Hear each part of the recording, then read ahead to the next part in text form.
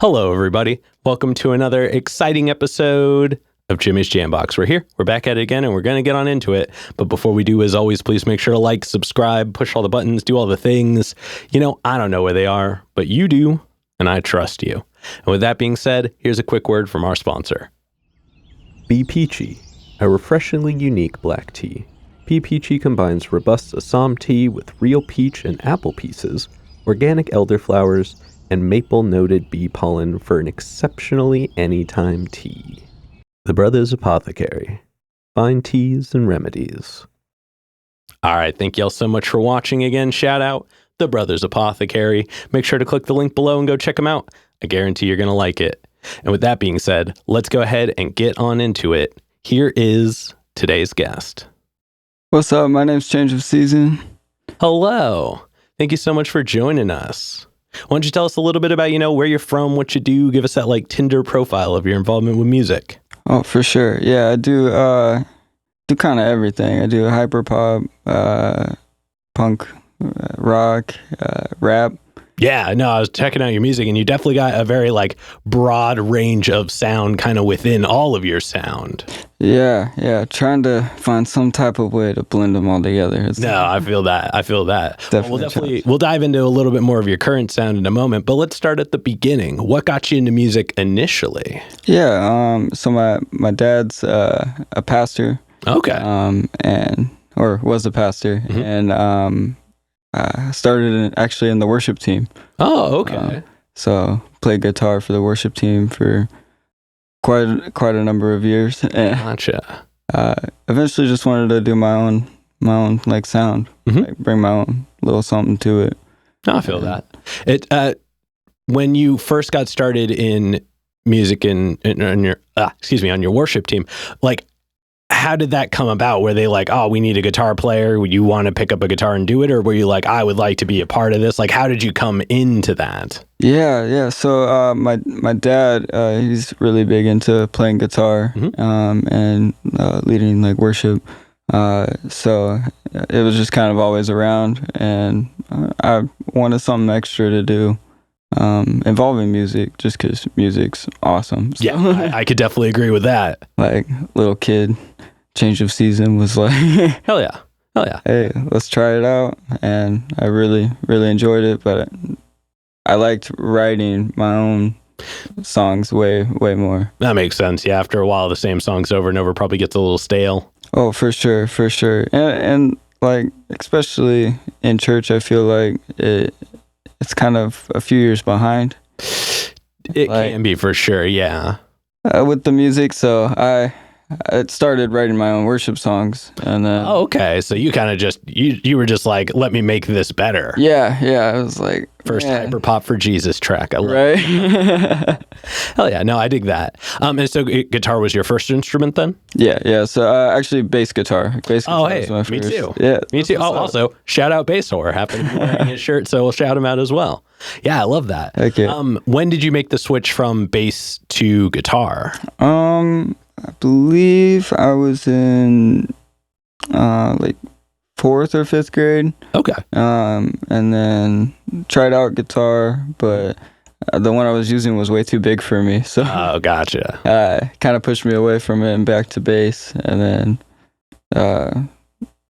eventually just trying to write songs, it's oh man, yeah, guitar is actually kind of useful. So. Yeah, it's definitely a little more helpful for getting those chords in there for sure. Oh yeah. Hell yeah. Well, for these next two questions before we move on, these are a couple foundation questions we check in with everybody on. And this first one, it's one we ask early, it's one we ask often, and it's definitely a crowd favorite.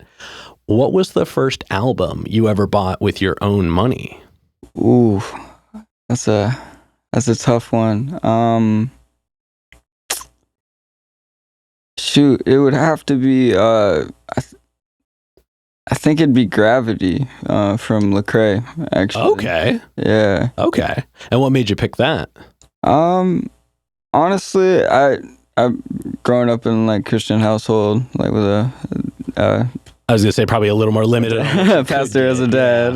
Yeah. Yeah, very strict music wise. So yeah, like I think Louis was on here not too long ago saying something similar, like that Christian rap was a good outlet. Very much so. And kind of like a good blend of like a more current sound, but with like those mentalities. And yeah. Same kind of message. Yeah. And just delivered in a like more modern and relatable way. Very much so. Yeah, I mean, I remember when I found out that As They Lay Dying was technically a Christian band, and I was like, I don't think my parents would have let me get over that one anyway. There's a lot of cool ones. Like my first concert was Relient K. Oh, okay. Yeah. Man, I don't think a lot of people even knew they were for. Man, you know what I mean, that was kind of the fun one. I mean, I remember when I saw As I Lay Dying at Ozfest. Oh, and I was just like, "There's an irony here somewhere." Like, okay. Yeah. Like you guys, you did it. You crossed over the lines. Did it? I think they played it right before Rob Zombie too, which I thought was really clever. Okay. You win some, you lose some. Yeah. But speaking of which, what was the first live show you ever went to? That was one that you wanted to go to. I would say it was that Relient K show. It was Relient K and Toby Mac.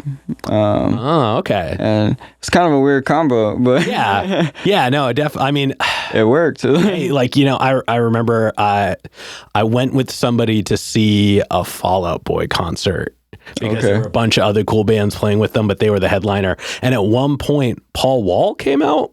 Okay. And I was just like, I don't know if you know this, bud, but this isn't exactly your space, but everybody ate it up. So, you know, hey. That's what's up. You win some, you lose some. It was a cool performance. So, yeah, sometimes the names that you don't expect, they seem to work out okay. Oh, yeah. Yeah, no, it was a beautiful show. It was crazy. It was out in Salem, I believe.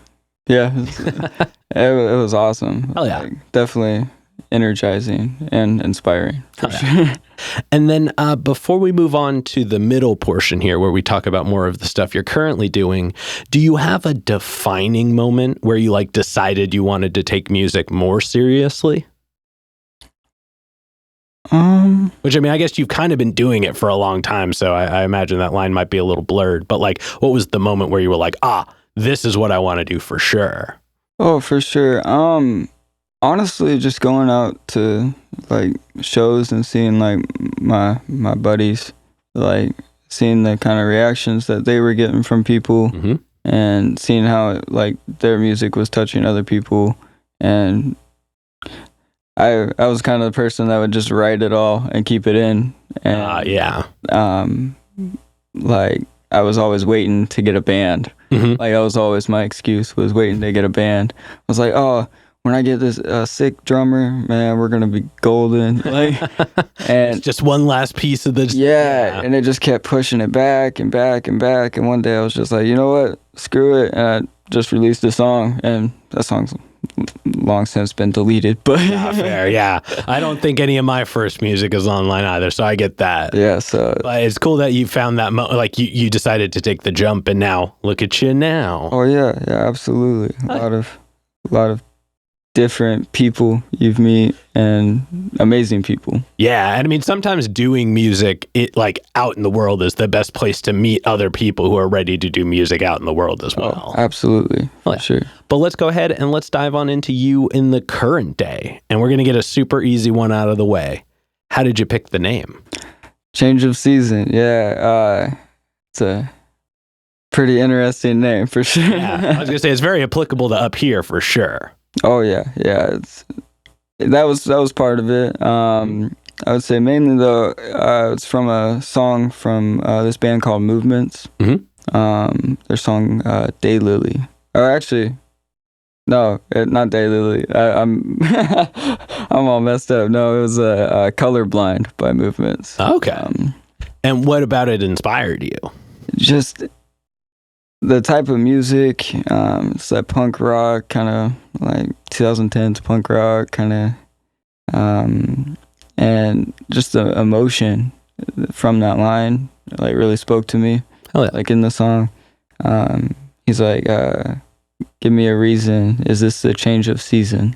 Oh, okay. I was like, okay. And then as soon as I was like, this might be it, I started hearing it in every song. I was okay. It was like for like 2 days straight, all I was hearing was change of season. I was like, you're like, this is like it. when you get a new pair of shoes and you see everybody who has those pair of shoes. Oh, yeah. Like, maybe this was the right choice. Or like you get your first tattoo and now you notice everybody's tattoo. Yep. Oh, yeah. I know that one for sure. Oh, yeah. Well, it's definitely a cool name. I mean, it's easy to remember. It's not like hard on the ears. It's got a good shape to it. So definitely, I think it's solid. And I appreciate that you made it all one word. Like, you put it all together, because it's still easy to read, even when it's like that. Oh, for sure. And some people have like, it's a little too long for them or whatnot. But I'm just like, hey, call me Seasons. It's all good. Yeah, I mean, at least it's all like words that are rememberable. Right. I mean, like nobody's not going to know how to spell that. Exactly. Like, it's not like you threw a 3 in there and like 12 Z's in the end and things like that. Right. That'd be a little crazy for sure. Which, I mean, nothing wrong with that if that's what y'all choose to do. But like, at least for your name, I think it goes a long way for just keeping it to the point. I appreciate that for sure. But now let's go ahead and let's talk about your writing process. And we're going to break it up into chunks, but we're going to start right at the beginning. For sure. When you get inspired, you're ready to make music. What are some of the things you do to get a track started? Oh, man. A lot of things. I would say a lot of the times either finding the beat or starting with a line. I usually start with a line of kind of like, what's the first line? Like, what are we starting with? And then usually after that, it kind of seems like I black out, and then the rest of the song's done. You just wake up in the morning like, there's a whole song made. I'm like, oh shoot, this goes hard. Hell yeah. So do you make your beats yourself, or do you usually get them from elsewhere? I usually get them from elsewhere. Not like I have anything against making your own beats. I can't. No, I mean, everybody's got drums, the process. Drums is not my forte for sure. Electronic or real life. Like, do you get them from like people that you know, or do you just find them on the internet? Sometimes it's kind of a mix, especially right now. Like when I first started, it was mostly on the internet, and like now it's kind of a good 50-50. Okay, cool. Which has been really fun, like hopping on like friends' beats and stuff. Yeah, very much so. And after a while, I imagine you'll like be able to go back to the same couple of people, so you'll kind of define that sound and still have your own sound. Absolutely. Oh yeah. And then once you get a track finished writing, so it doesn't have to be released per se, but once you've gotten it to the point where you can start memorizing it from beginning to end, how long does it usually take you to get comfortable performing it? Ooh, shoot, that is a great question. Sometimes I would say like that weekend, like whenever, like 2-3 days to a week. A lot of the times I've actually, like, especially recently, I've been doing them without like backtracks or anything, and just all right, interesting. Like, hey, okay, I got the song written, sounding pretty good. Think I'm gonna record it. Let's try it out. Like, okay. And so I've been doing that a couple times, but I would say usually about a week, 2 weeks. Oh, yeah. Is it good? And do you usually perform with a guitar as well? I have not yet. No. Okay, so you just do vocals when you go up, and you let like your backing stuff play behind you? Yeah, for the most part, which is completely new to me. I wouldn't. That'd be weird for me. Like I said, I've always been playing bass or doing something. Yeah, I'm like, well, I figure. Well, like in my mind, I was hiding behind a guitar forever. Fair. So now you're getting out in the front. So, now I'm getting out in front, and I definitely want to play with my guitar like on stage soon, but haven't gotten the right time yet. No, totally. And singing and playing is such a, like, I mean, I imagine depending on like how much of it you did when you were growing up, like it could be different for some people, but like I'm not one of those people that can like do an instrument and make words at the same time very easily. Oh, for sure. I feel like it depends, I guess. If I wrote the guitar for it, fair, then I think it's a lot easier. But if it's like I'm trying to learn my own song, then it's like, that makes sense. Yeah. And then looking back on, let's say the last year, so we're going to say, you know, all of 2023. Yeah. In that time, did your process change at all, or did you kind of like stay the same? How did that look? I feel like it's gotten a lot faster, like a lot faster. Okay. And by faster, you mean just like for the amount of time it takes you to get a whole song written, or for like you to come up with ideas? For like a whole song written, I would say about a year ago, it used to take me, like a good like 3 days of like just pouring over, like start to finish. We're getting this done. Like no time off. No, totally. And then like now it's like I'm finishing like 2-3 a day. Oh damn! And I don't have any time to do it, so it's like I don't even know how it's coming out. But yeah, you're just kind of maximizing on the limited time that you do have. Yeah, absolutely. Now, do you like engineer and produce your sounds yourself, or do you like have somebody who helps you with like recording and things like that? I would say about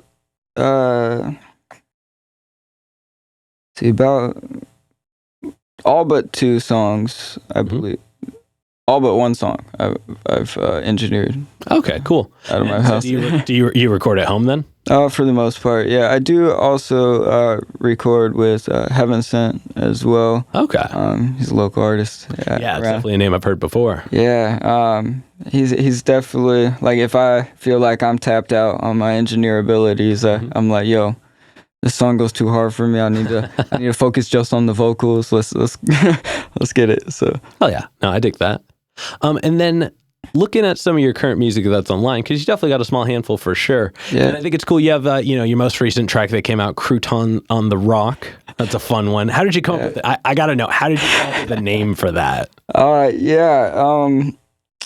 Honestly, like, a lot of my names are just like, I pick up from conversations I have, or like that one was with my wife. I don't even remember what we were talking about exactly, but she said like something about ice cubes, and all we have are croutons. So like, okay, I just like said it, and I was high, but hell yeah, I wrote it down instantly. I was like, this is a good song, and then that beat's actually from a producer from Africa. Oh, cool.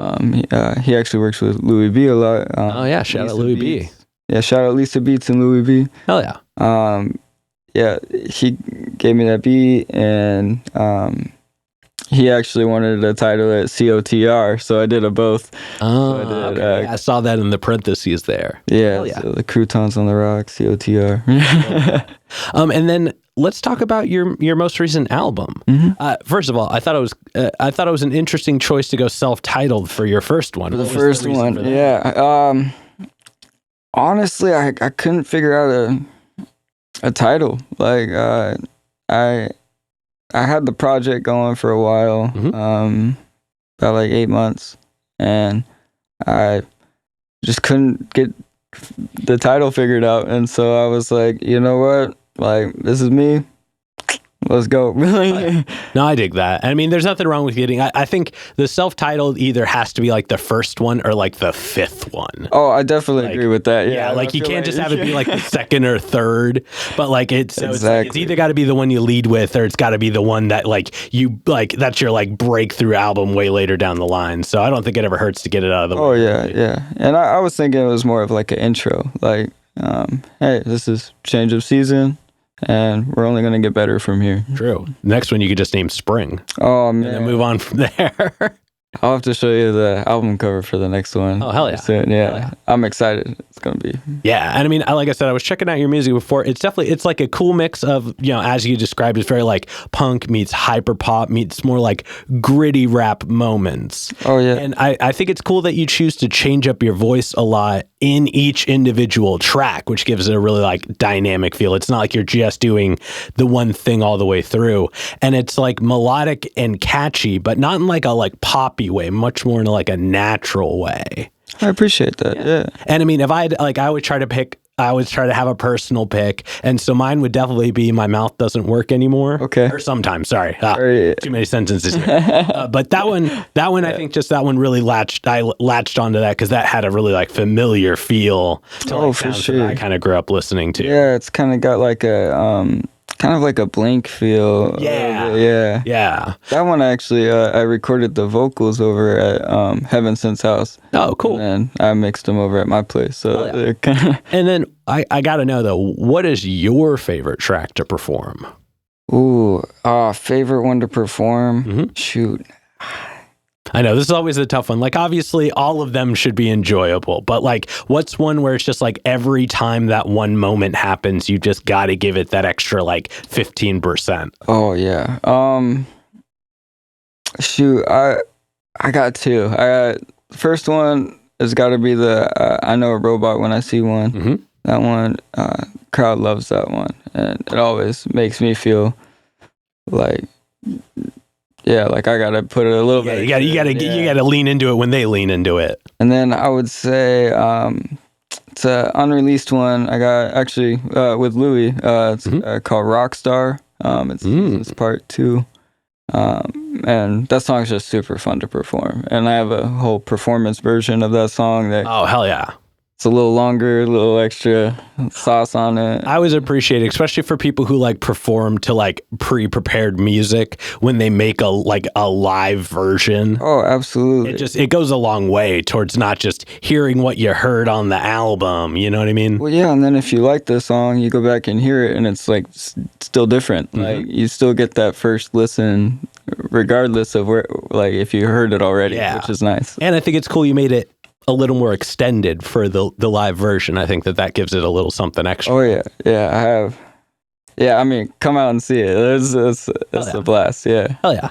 And then looking at your more current sound, so especially the one that you said is unreleased, and anything else that you're working on, and even like your most recent music, what are some of the characteristics or the attributes, so like the descriptive words of your sound that you're really enjoying? Definitely more rock centric. Mm-hmm. I would say got some kind of hues of like the Wonder Years and like Bring Me the Horizon. Okay. Kind of vibes. Man, second day in a row with the Bring Me the Horizon, man. Fun. Awesome. Might have to get them on here at some point. Right? Everybody at them in the comments. Yeah, at Bring Me the Horizon.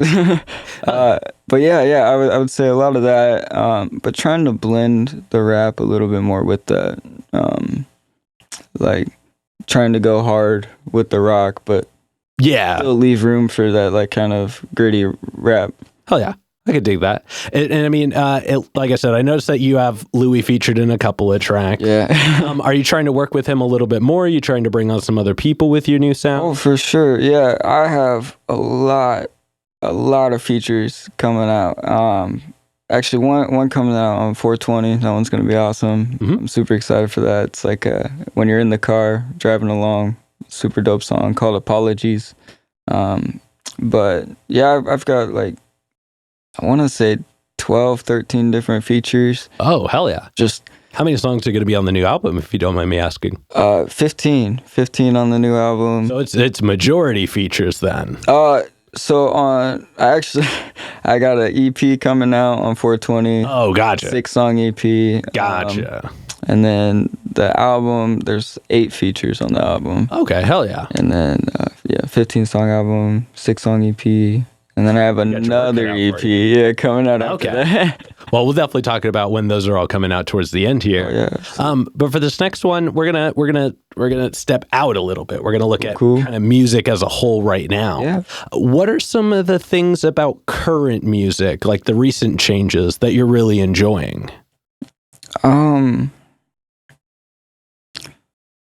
Shoot, I'm liking the kind of the fact that like emo music is kind of spreading its wings a little bit, like the punk rock, the like Blink 182 sound is kind of like spreading out to hip hop a little bit more, and a little bit in the country too, which is kind of fun. Like definitely a different vibe.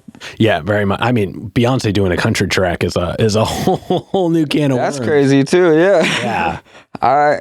I don't know what to think. That's for sure. No, totally. Well, I think those lines got blurred a little while back. I mean, like if you go far enough back, there was that Nelly and Tim McGraw song. But man, Nelly killed country though. Like, yeah. Well, I mean, I think a lot of people forget that a lot of the artists came from those areas. Where it was a little more prominent. Like, absolutely. And like he can really nail those tracks just because he like kind of grew up on them. Oh, absolutely. Yeah. Yeah. But I mean, it wouldn't be an episode of Jimmy's Jambox if we didn't mention T-Pain once. So I just had to get it out of the way. His newest one with Snoop Dogg was. Oh, I mean, that goes off. He's been. I don't think people realize that he's been putting out music for basically the whole time. He never really stopped. That's he took awesome. A break between, I think it was 2013 and 2017. But pretty much from then on, he's been releasing albums almost every year. Oblivion is a phenomenal album. I'm going to name drop it so when you watch our episode later, but we'll get back to you now. And this next question, this is probably the densest question in the interview. All right. But we've talked a lot about your experiences with music, the actions, the reactions, things like that. But when it's just you and the music one-on-one, what does music give back to you? So much. I would say number one, community. Like, just the people that I've been able to meet throughout like short time. I've been doing like 2 years or so. So it's like just the amount of people I've been able to meet has been amazing. I mean, I would say you've been in a community, or you've been in communal music for a really long time. Oh, for sure. But I would say just the amount of like-minded individuals. Very much so, yeah. I feel like, so I'm just surrounded by a bunch of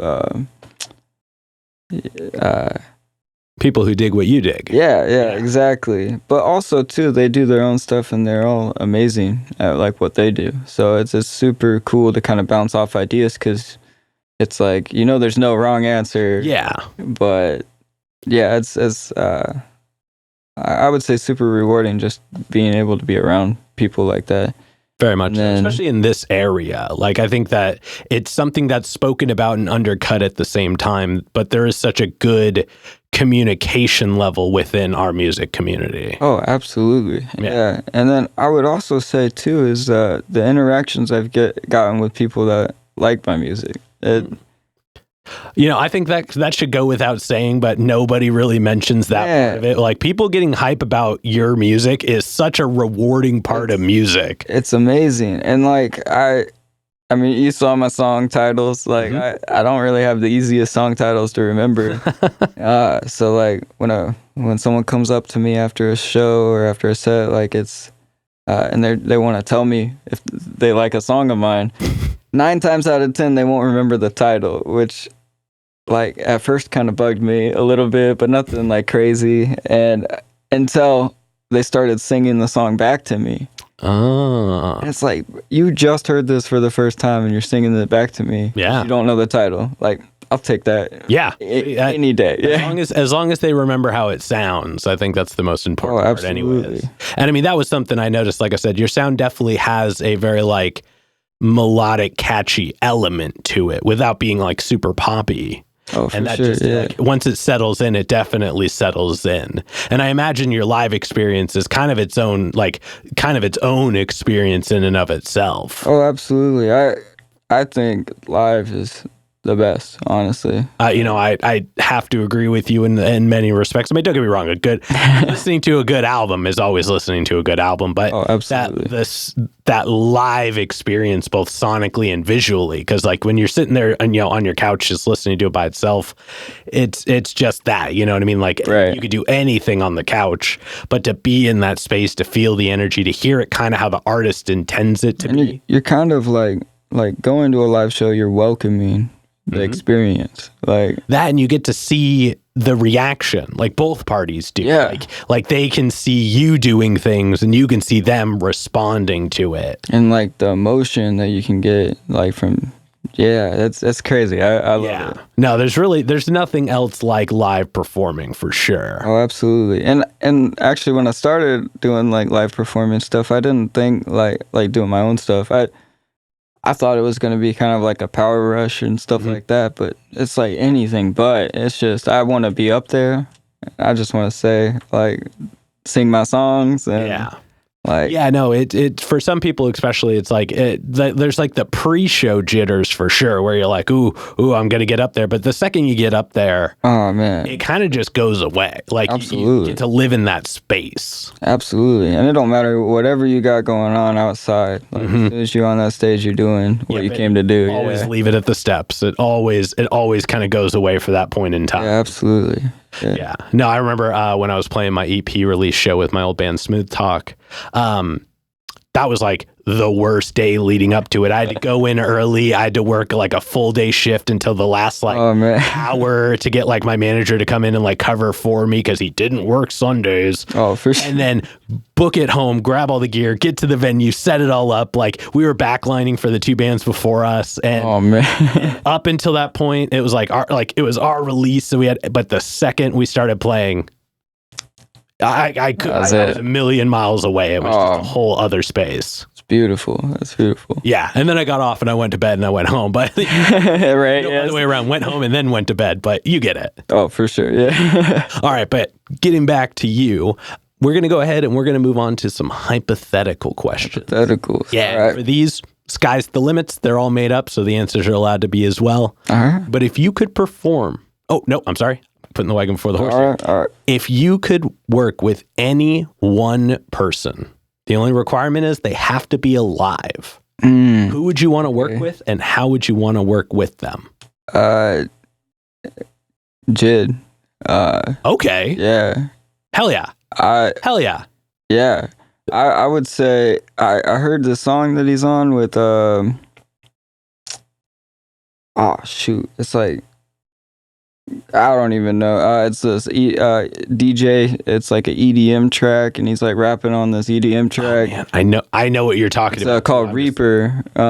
Is the title of the song, and it just like blew my mind. Like I was like, man, and Jid's flows are crazy. Oh, like incredible artist. Honestly, I think he number one for me. But like, hey, I support that. Like he's just.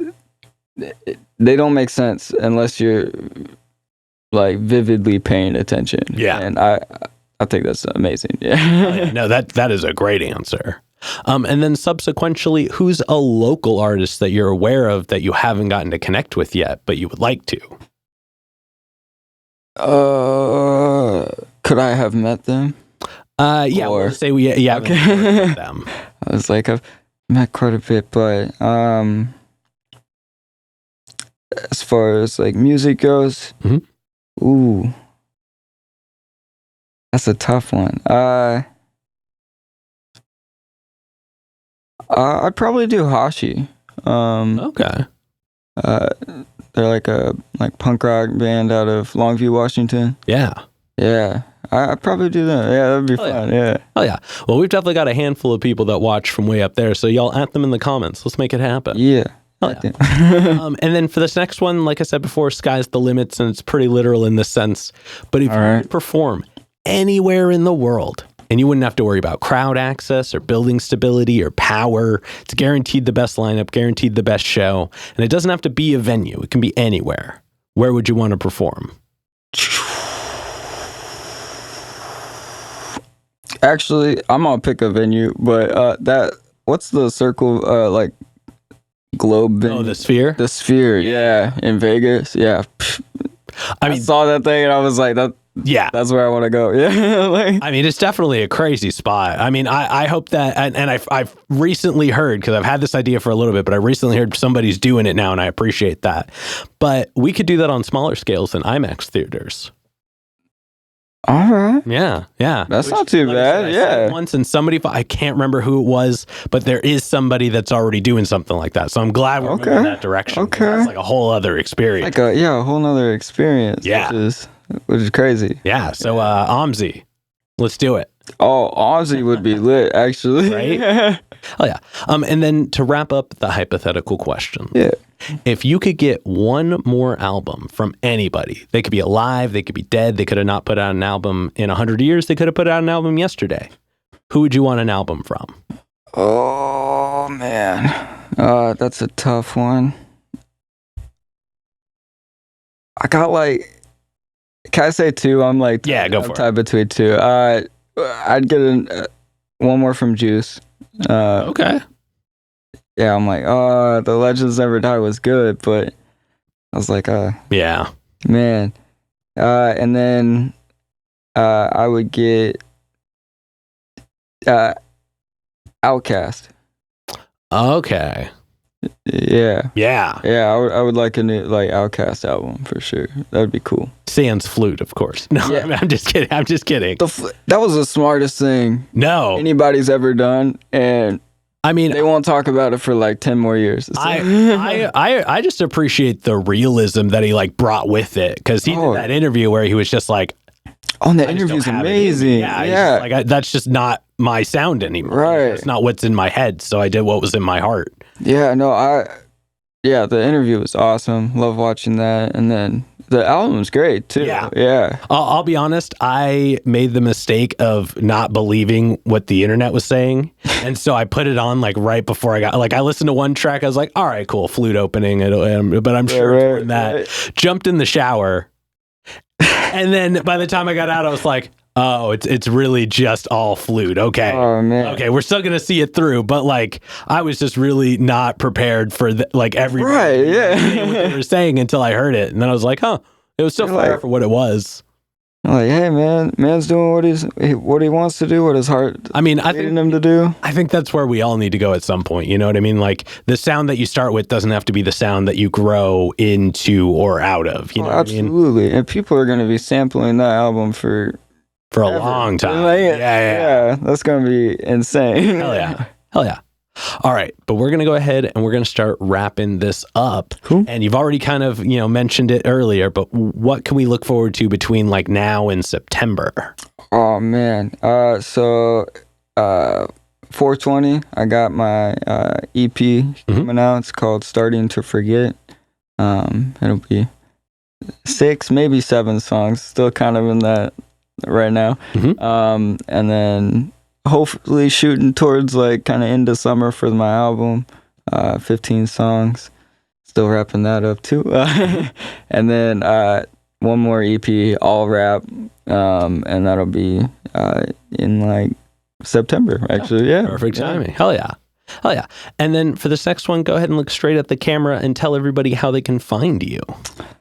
Cool. Yeah. It's Change of Season. No spaces, all lowercase on Spotify, and Change of Season PDX on Instagram, and my website, changeofseasonpdx.com. And you can check out merch, upcoming shows, all that kind of fun stuff. Oh yeah. Yeah. And then any other plugs, any other shout outs, anybody else you want to put on while you're on here? Oh man, I gotta shout out Louis for calling me up, saying I can hop on today. yeah. This was a very last minute thing. The other interview we had to drop out last minute, so I appreciate you showing up. Yeah. No sweat for sure. And then Heaven Sent for helping me out recording. And then got to shout out Momentum and Maddie Puff as well. Those the homies for sure. Hell yeah. All right, now we've got one last question to go. But before we do, I'm going to steal the camera for just a second. Sounds good. As always, y'all, please make sure to like, subscribe, push all the buttons, do all the things. I don't know where they are, but you do, and I trust you. And one more shout out to the Brothers Apothecary. Make sure to click the link below and go check them out. I guarantee you're going to like it. And with that being said, the final question. And this is entirely up to your interpretation. But what is an album you feel is more on the obscure side? So it's more of a deep cut. Not a lot of people would know it, but it's one you think everybody should know.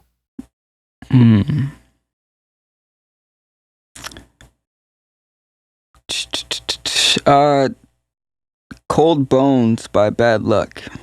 Okay. Interesting choice. They're my favorite band. Yeah. They're kind of like an indie surfer, punk rock. Definitely a deep cut for sure. Hell yeah. Yeah, no, I could dig that for sure. Yeah, but that album is probably my favorite album for sure. No, I love that. I actually have one. I sometimes I have them handy, and today I was listening to one that I just found, and it's crazy. So I'm going to put it on here.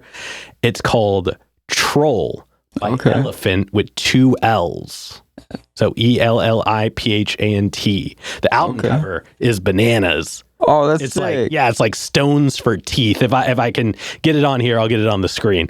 But it wild That's awesome. sound. I can't I think you'll enjoy it just because of it, not because it's specifically the sound you're doing, but it has a lot of cool characteristics that I think would tie in well with what you're doing right now. Oh, fuck yeah, But yeah. it's wild track or wild album, definitely worth checking. Oh, that's awesome. Yeah. Oh, yeah. I mean, I listen to everything. Yeah, same. But yeah, that one bananas. I think I listened to it 5 times today, and I found it today. So Shoot, definitely yeah. listen. Yeah. Oh, yeah. Definitely check that out.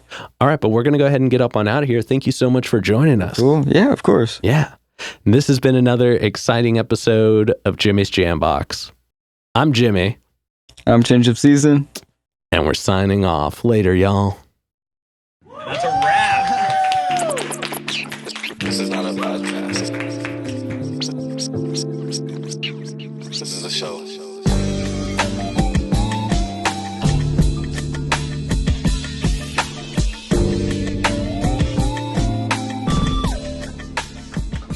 Keep jamming.